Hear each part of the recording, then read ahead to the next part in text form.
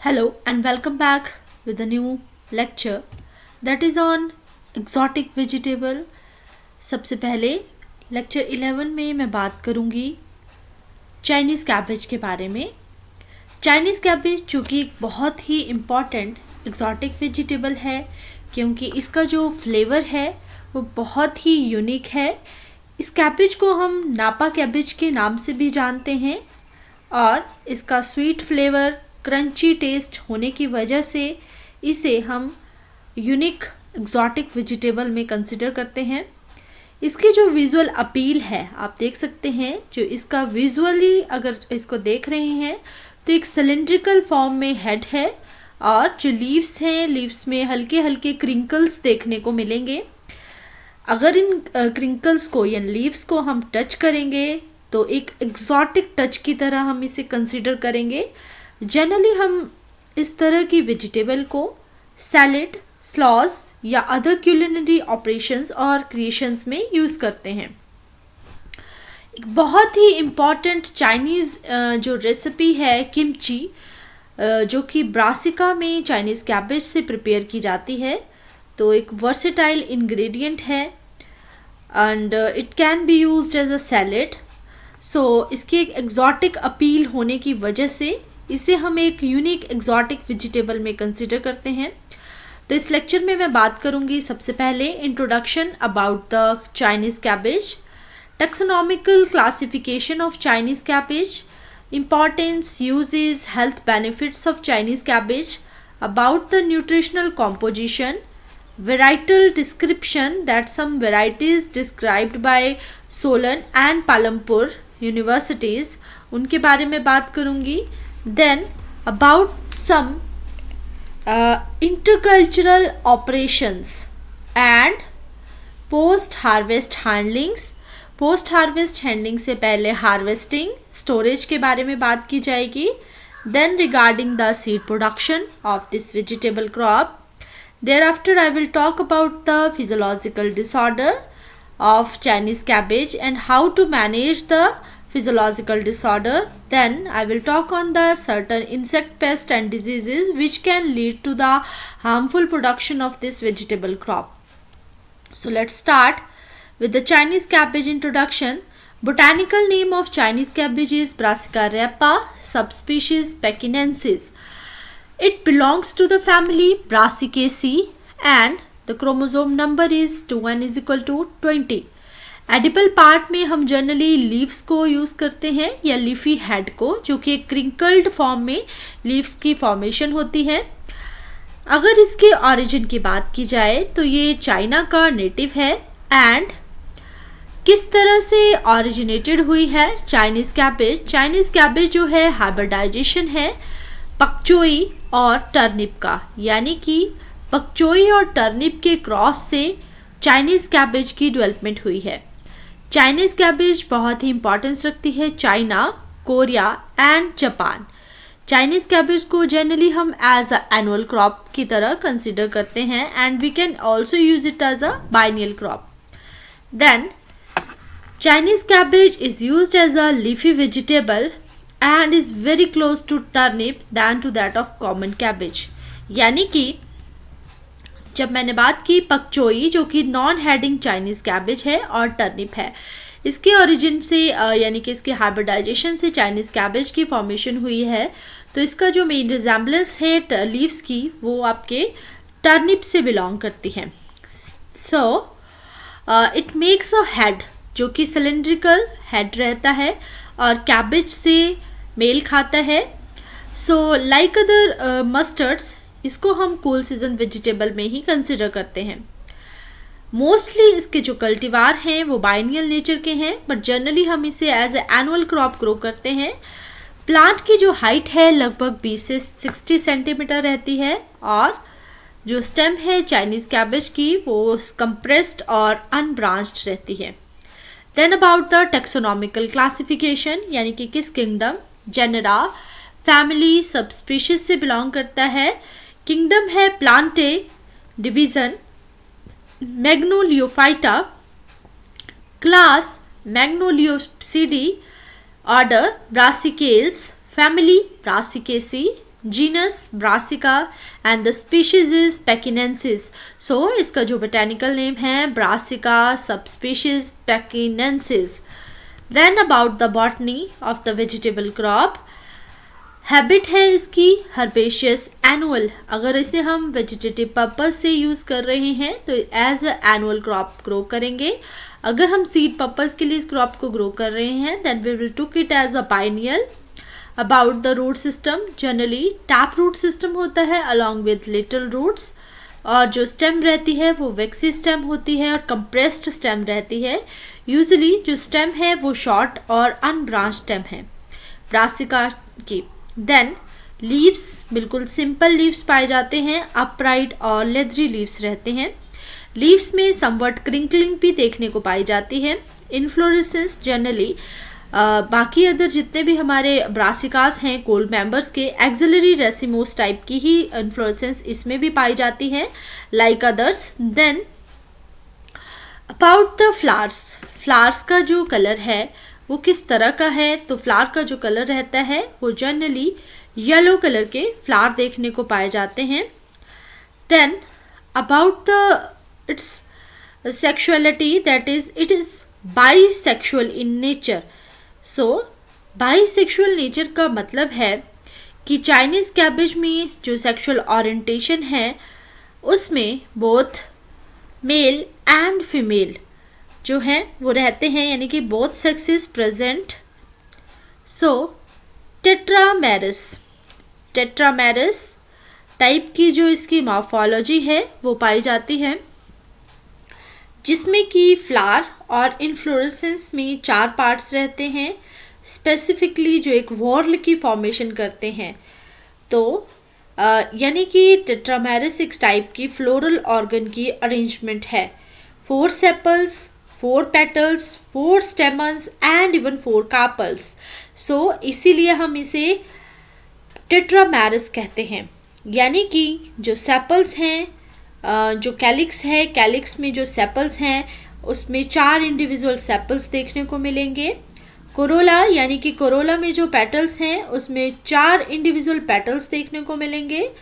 Androecium में typically 4 stamens and gynoecium often also consist of 4 carpals.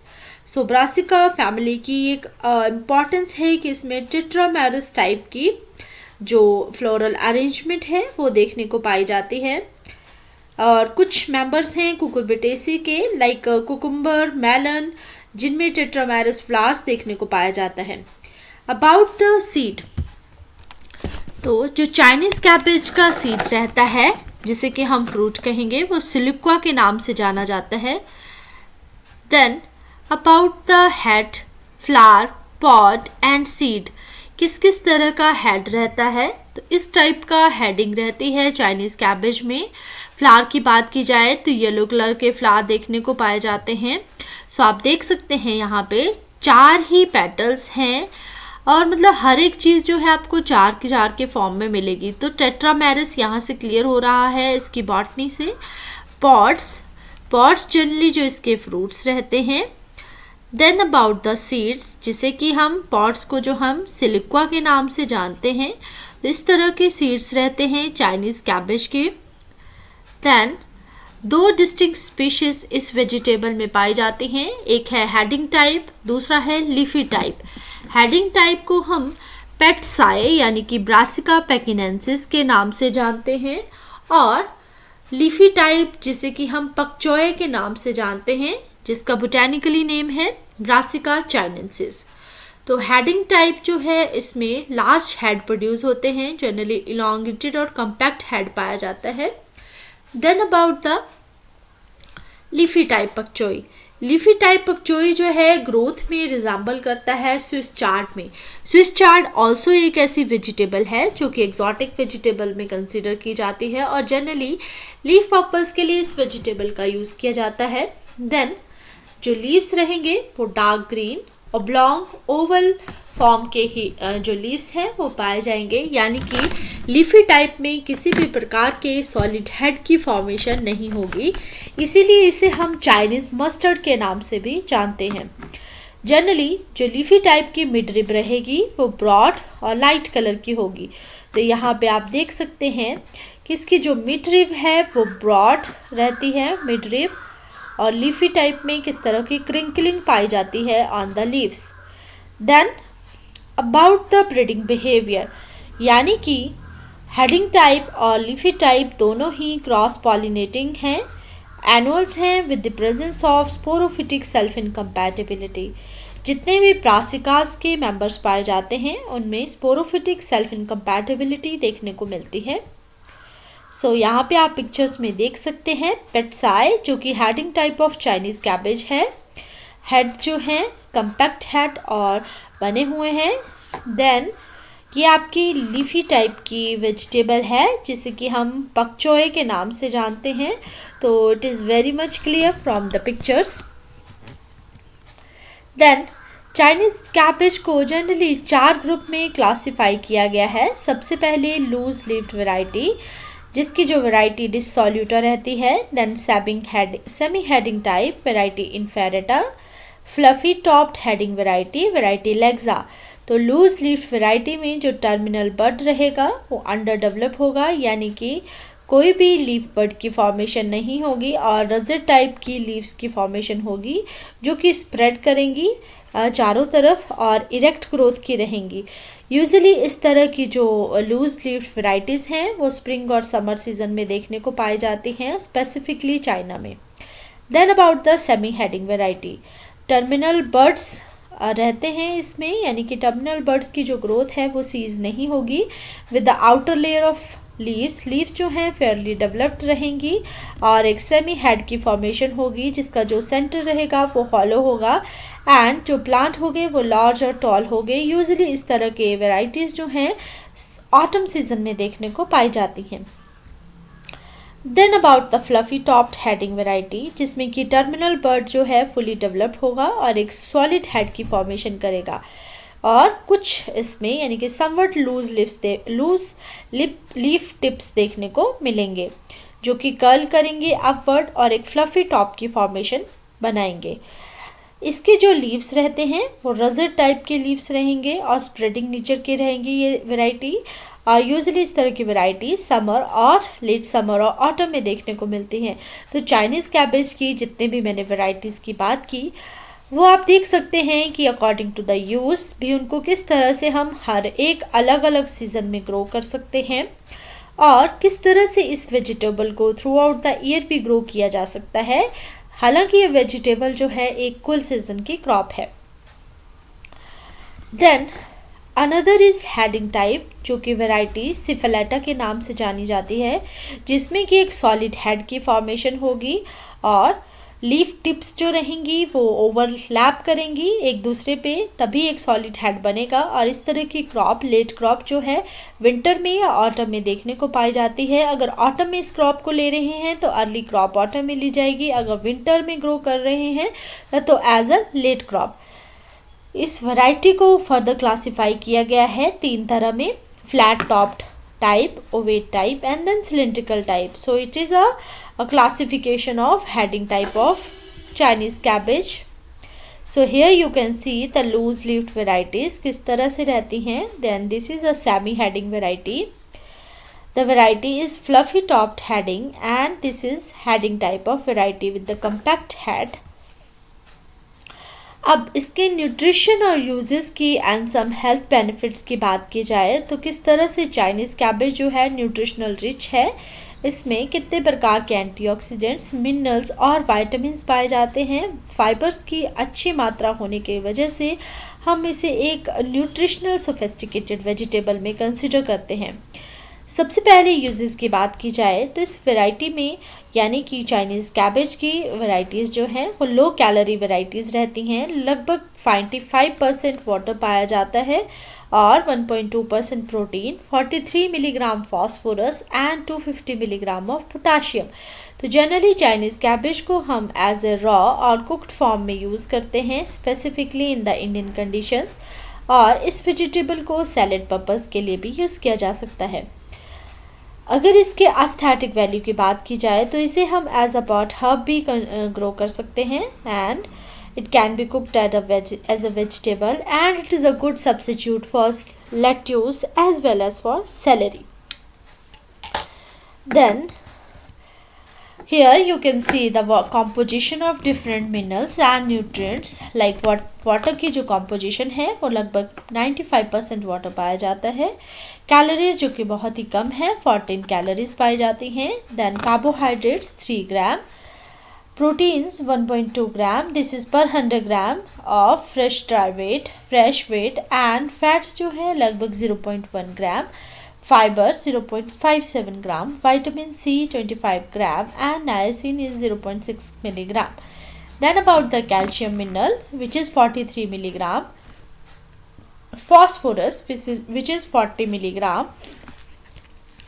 Then about the potassium is 235 milligram and sodium is 4 milligram यानी कि 44 milligram and magnesium is 13 milligram. Then iron is 0.6 milligram and carotene content which is a good antioxidant and is about 625 international unit per 100 part of the vegetable crop. Then here you can see the vegetable Chinese cabbage is generally used as a sauerkraut. sauerkraut एक fermented product रहता है. Specifically vegetables में हम जितने भी कोल groups की vegetable रहती हैं उन्हें हम sauerkraut की फॉर्म में प्रिजर्व करके रख सकते हैं. Then Chinese cabbage can be use in a stuffed form. Then spring rolls for the preparation of a Chinese food, and kimchi is a very important or a very nutritious and you can say a food found in the China. Then about the some health benefits of Chinese cabbage. सबसे पहले बात की जाए that it prevents against the cancer यानी कि इसमें anti inflammatory activities रहती हैं. reduces the gastric because बहुत सारे डाइटरी फाइबर्स पाए जाते हैं चाइनीज़ कैबेज में. हमारे इम्यून सिस्टम को बूस्ट अप करने में मदद करता है क्योंकि विटामिन सी का अच्छा स्रोत है. Then it keeps our eyes healthy, इसमें विटामिन ए की मात्रा भी अच्छी पाई जाती है. इट रिलीव्स कॉन्स्टिपेशन यानी कि इसमें डाइटरी फाइबर्स अच्छी मात्रा में होने की वजह से बाउल्स की जो मूवमेंट है वो सही रहती है. सो कॉन्स्टिपेशन की प्रॉब्लम नहीं पाई जाती अगर इस वेजिटेबल का ज़्यादा से ज़्यादा यूज़ किया जाए. Then it is also good for the skin. It reduces the risk of Alzheimer's disease and it keeps the bone and teeth strong with the help of calcium and vitamin K.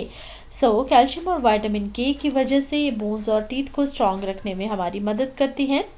इसमें folate ions की presence होने की वजह से pregnant women के लिए भी अच्छी है. जो इसका varieties हैं. Then about the some varieties of Chinese cabbage. सबसे पहले loose leaved variety, semi heading, fluffy topped heading type, ovate, flat topped cylindrical जो कि मैंने फर्दर लास्ट स्लाइड्स में डिस्कस भी किया था. Then here are some varieties of Chinese cabbage and their originating sources, about some characteristics and average yield. Chinese cabbage का जो variety है सबसे पहले चाइनीज़ सरसों नंबर 1 जो कि पंजाब एग्रीकल्चर यूनिवर्सिटी के द्वारा डेवलप की गई है. लगभग 1987 में इस वैरायटी को डेवलप किया गया जो कि 4 टन पर हेक्टेयर के हिसाब से इल्ड देती है और एक नॉन हेडिंग टाइप वैरायटी है. विद अ लाइट ग्रीन रहती है ये कलर में एंड ब्रॉड लीव्स पाए जाते हैं इस वैरायटी में. जनरली जो प्लांट की ग्रोथ हैबिट है वो इरेक्ट टाइप की हैबिट पाई जाती है इस वैरायटी की. देन जो रिब है यानी कि मिड रिब वाइट कलर का रहता है. सकुलेंट और टेंडर मिड रिब पाया जाता है. देन लगभग 30 डेज़ के बाद ट्रांसप्लांटिंग के बाद इसकी फर्स्ट कटिंग को लिया जा सकता है. So very good variety and resistance to Alternaria leaf spot disease. Next variety है सोलन बन सरसों जो कि doctor Y S. Parmar university of horticulture and forestry Nauni Solan के द्वारा एस्टैब्लिश की गई है. जनरली सोलन बन सरसों नाम से क्लियर है एक हेडिंग टाइप की वेराइटी है जिसमें कि हेड्स जो हैं लॉन्ग और सॉलिड हेड पाए जाते हैं. हेड का वेट जो है लगभग 700 से 1100 ग्राम तक रहता है और 6 से 9 आउटर लीव्स पाई जाती हैं इस तरह की वैरायटी में. और ये वैरायटी जो है 120 दिनों के बाद तैयार हो जाती है आफ्टर ट्रांसप्लांटिंग. सो अच्छी वैरायटी है डिस्टेंस ट्रांसपोर्टेशन के लिए, सैलिड एंड कुकिंग पर्पस के लिए. यील्ड की बात की जाए तो एवरेज यील्ड है लगभग 400 quintal per hectare. Here are some other varieties like Palampur green and Solan selection. Palampur green जो है CSKHP के भी पालमपुर द्वारा इस्टेब्लिश की गई है और 2 से 3 टन पर हेक्टेयर इसकी यील्ड रहती है। इसके जो स्पेसिफिक करैक्टर्स हैं, इसकी स्टेम क्रीमी कलर की रहती है और लेट फ्लावरिंग टाइप की वैरायटी है। लगभग 5 से 6 कटिंग्स हम इस वैरायटी में ले सकते हैं subsequently after 15 days. Then Solan selection की जो कैरेक्टरिस्टिक्स हैं, इसकी leaf standard well filled light green colour का पेट्योल रहता है और जो यील्ड है लगभग 150 से 190 क्विंटल पर हेक्टेयर पाई जाती है। अब कुछ एग्रोनॉमिक प्रैक्टिसेस की बात की जाए कि किस तरह के एग्रोनॉमिक प्रैक्टिसेस फॉलो करनी चाहिए, यानी कि अगर इस क्रॉप को हमें कमर्शियली कल्टीवेट करना है तो कौन सी सॉइल कंडीशंस होनी चाहिए पर्टिकुलर इस क्रॉप को ग्रो करने के लिए। तो चाइनीज़ कैबेज को सैंडी लोम सॉइल्स में बेस्ट ग्रो किया जा सकता है, जहां पर वाटर होल्डिंग कैपेसिटी अच्छी होनी चाहिए और ड्रेनेज की जो फैसिलिटी है वो भी सॉइल्स में प्रॉपर पाई जानी चाहिए। देन जो सॉइल्स हैं वो फर्टाइल नेचर की होनी चाहिए, उनमें अबंडेंट मॉइस्चर और जैसे कि मैंने बताया वाटर लॉगिंग कंडीशंस नहीं होनी चाहिए। ऑप्टिमम पीएच लगभग 6 से 6.8 तक वेरी करनी है। देन सॉइल जो है नाइट्रोजन में अच्छा सोर्स होना चाहिए और बहुत ही retentive amount of nitrogen present होनी चाहिए, एक मॉइस्चर प्रेजेंट होना चाहिए चाइनीज़ कैबेज की ग्रोथ के लिए।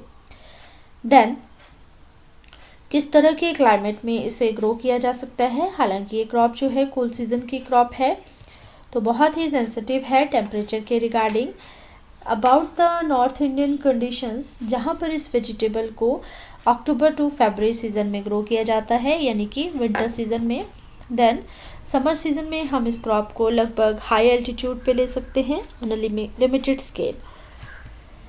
देन अबाउट द टेम्परेचर, यानी कि 15 से 21 डिग्री सेल्सियस टेम्परेचर पे इस क्रॉप को बेस्ट ग्रो किया जा सकता है, जहाँ पर जो टेम्परेचर की वजह से सीड स्टॉक की एमरजेंसी भी देखने को पाई जाती है before the heads are produced.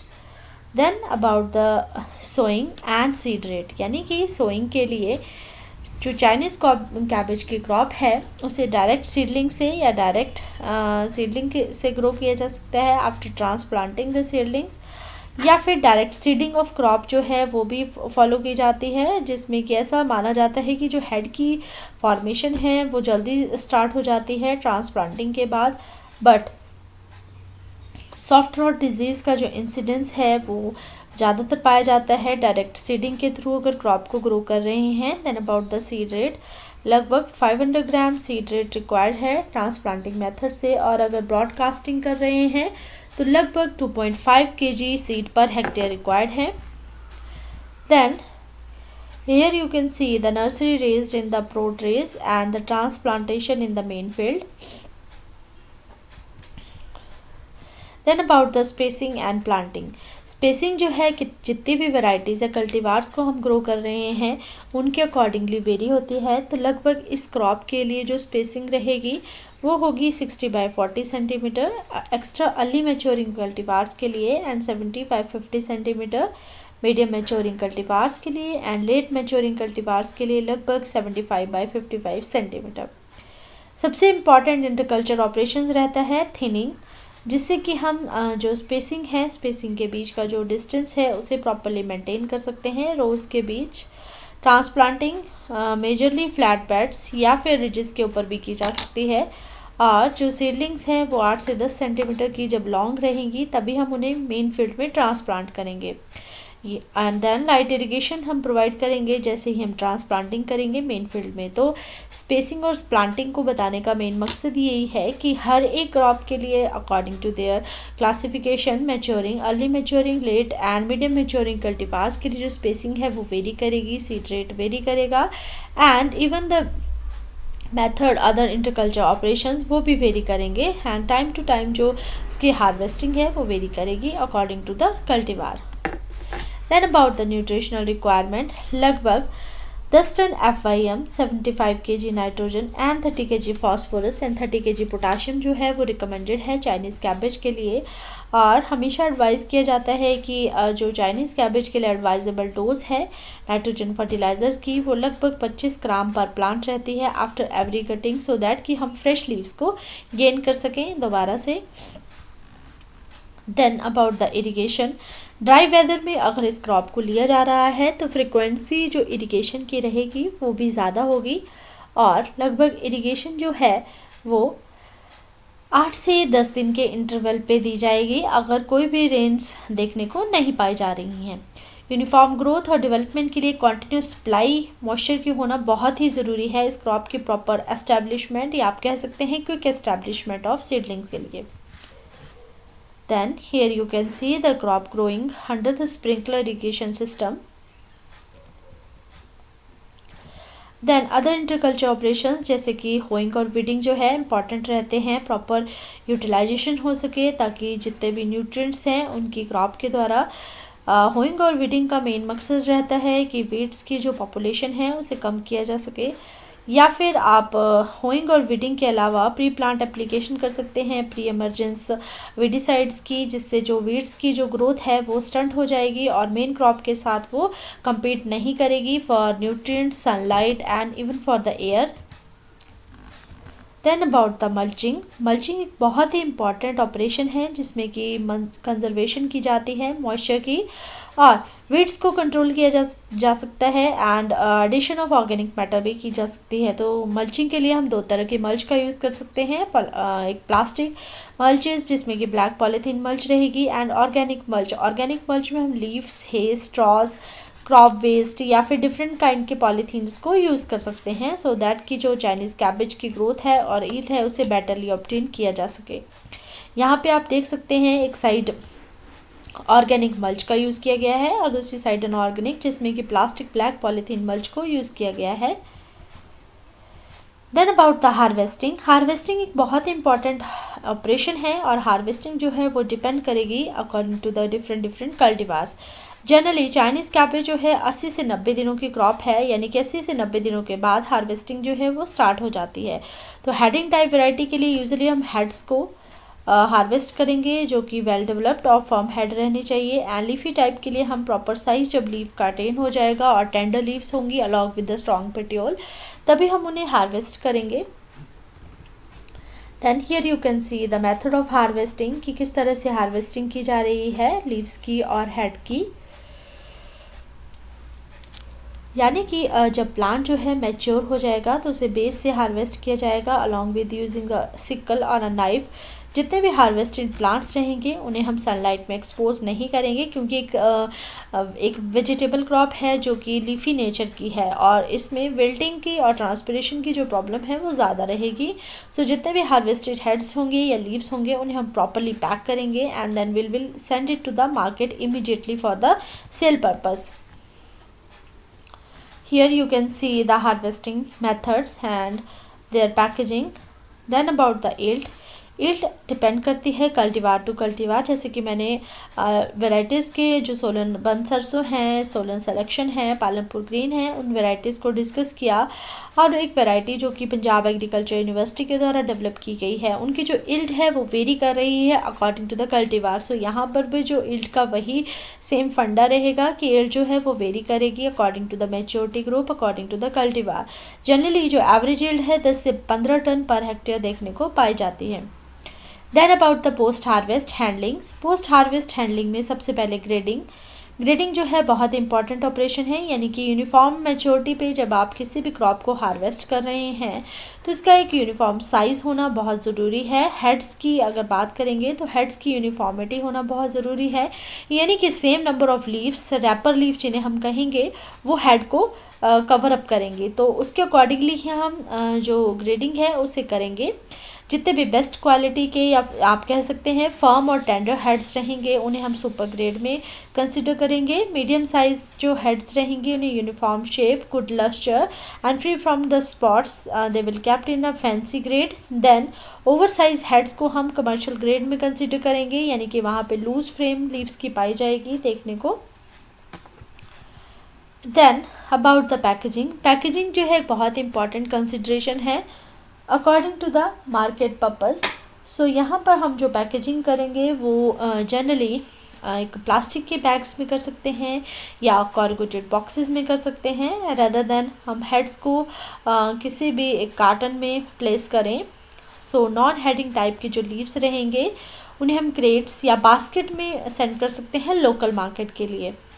Then जो डिपेंड करेगी पैकेजिंग की किस मार्केट तक हमें चाइनीज़ कैबेज को लेकर जाना है, उसी के अकॉर्डिंगली हम पैकेजिंग को फॉलो करेंगे. Here you can see the packaging methods of Chinese cabbage. Then regarding the storage, अगर इस क्रॉप को स्टोर करना है तो लगभग 0 डिग्री सेल्सियस पे स्टोरेज की जाएगी और 95% रिलेटिव ह्यूमिडिटी सही रहेगी स्टोरेज के लिए. अगर इसकी शेल्फ लाइफ को इम्प्रूव करना है तो लो ऑक्सीजन की concentration in combination with carbon dioxide जो कि 2% रहेगी. Then about the seed production की बात की जाए तो ये क्रॉस पॉलिनेटेड क्रॉप है. सो एक प्रॉपर आइसोलेशन डिस्टेंस को मेंटेन करना बहुत इंपॉर्टेंट है जो कि 1600 मीटर फाउंडेशन सीड के लिए, 1000 मीटर फॉर सर्टिफाइड सीड, यानी कि both head and seed to seed methods हम यूज़ कर सकते हैं सीड प्रोडक्शन के लिए. जनरली गुड क्वालिटी का अगर सीड को प्रोड्यूस करना है नॉर्थ इंडियन प्लेन्स में तो हम head to seed and seed to seed method को फॉलो करेंगे. सीड प्रोडक्शन के वक्त हम 2 चीज़ों का ध्यान रखेंगे. सबसे पहले रोगिंग, यानी कि जितने भी डिज़ायर्ड और ऑफ टाइप के प्लांट्स आपको देखने को मिलेंगे वेजिटेटिव और फ्लावरिंग स्टेज पे, उन्हें हम सक्सेसफुली रिमूव करेंगे मेन क्रॉप से सो दैट सीड क्रॉप को हार्म ना हो सके. देन जितने भी मैच्योर सीड्स रहेंगे पॉड्स होंगे उन्हें हम हार्वेस्ट करेंगे ए प्रॉपर मैच्योरिटी पे एंड यानी कि जब लाइट ब्राउन कलर का जो सीड का पॉड का जो कलर होगा वो उस टाइम पे तभी हम हार्वेस्ट करेंगे. देन इंडिविजुअल सीड स्टॉक को हार्वेस्ट करना ही इम्पॉर्टेंट रहेगा और उन्हें हम एक तारपोलिन्स पे प्लेस करेंगे. जब भी जो आपके सीड पॉड होंगे वो राइपन हो जाएंगे यानी कि कंप्लीट सीड फॉर्मेशन हो जाएगी तब हम उन्हें थ्रेशिंग करेंगे and then we will go for the proper sun drying in the shade, इधर इन द शेड और in the sun. 10% moisture content होना इस क्रॉप में ज़रूरी है सीड का. सो सीड की यील्ड 850 kg पर हेक्टेयर वेरी करेगी. यहाँ पे आप देख सकते हैं कि क्रॉप में किस स्टेज पे हमें हार्वेस्ट करना है. सो एक सीड क्रॉप के लिए किस तरह से आइसोलेशन डिस्टेंस के लिए मेंटेन किया गया है. And this is a crop of सोलनबन sarson. Then some other physiological disorder जिसमें कि टिप 1 मेन रहता है. टिप 1 जो है जनरली कैल्शियम की डेफिशिएंसी से रहता है. इसमें आप देख सकते हैं यहाँ पे लीव्स की रॉटिंग होना स्टार्ट हो जाती है मार्जिन से और यानी कि इनफ कैल्शियम नहीं मिलने की वजह से जो रैपिड ग्रोथ है वो स्टंट हो जाएगी. Then about the insect pest, सबसे पहले cabbage webworm, cabbage looper and aphid जो कि अटैक करते हैं क्रॉप को ड्यूरिंग द डिफरेंट स्टेजेस और जिसकी वजह से क्रॉप्स जो है अनमार्केटेबल रहती है यानी कि बोथ क्वालिटी और quantity of the crop affect होगी. एंड एफिड्स जो है एक हनी ड्यू की सिक्रेशन करेंगे जिसकी वजह से जो फोटोसिंथेसिस की एक्टिविटी है वो कम हो जाएगी और it makes the plants very unattractive.